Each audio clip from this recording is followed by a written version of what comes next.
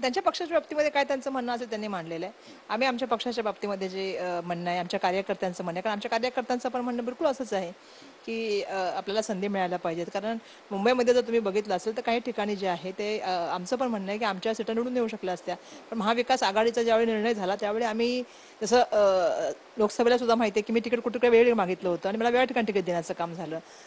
विधानसभेला सुद्धा आम्हाला काही सीटा हव्या होत्या ज्या आम्ही मागत होतो, पण त्या नाही मिळाल्या. पण महाविकास आघाडीच्या उमेदवाराला निवडून आणण्यासाठी आम्ही प्रामाणिकपणे आणि मेहनत घेऊन त्या ठिकाणी जो आहे तो प्रयत्न केला आणि त्यांच्या उमेदवारांना निवडून आणलेला आहे.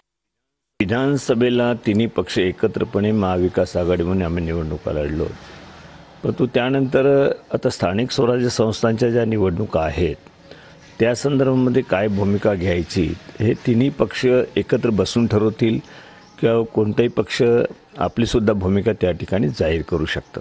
स्थानिक स्तरावरच तिथल्या नेतृत्व जे आहेत, जिल्ह्याचं नेतृत्व असेल, त्या संस्थेचं नेतृत्व असेल, त्या ठिकाणी काँग्रेसचं नेतृत्वच ठरवतं की नेमकं आपल्या जिल्ह्यामध्ये काय करायचं आहे. त्यामुळे बहुतांश आम्ही त्यांच्यावर सोडत असतो. संजय राऊत साहेब हे त्या पक्षाचे ज्येष्ठ नेते आहेत, त्यांना त्यांचं मत मांडण्याचा किंवा एकूणच पक्षाची भूमिका याचं म्हणजे चर्चा करण्याचा निश्चित अधिकार आहे. पण महाविकास आघाडी म्हणून आम्ही लोकसभा विधानसभेत एकत्रित गेलो.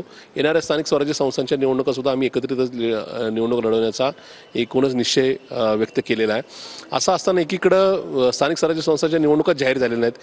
येणाऱ्या 22 जानेवारीला सुप्रीम कोर्टाचा निर्णय अपेक्षित आहे आणि ज्या निवडणुका जाहीर झाल्या नाहीत त्याच्याबद्दल चर्चा करणंच योग्य नाही असं मला वाटतं.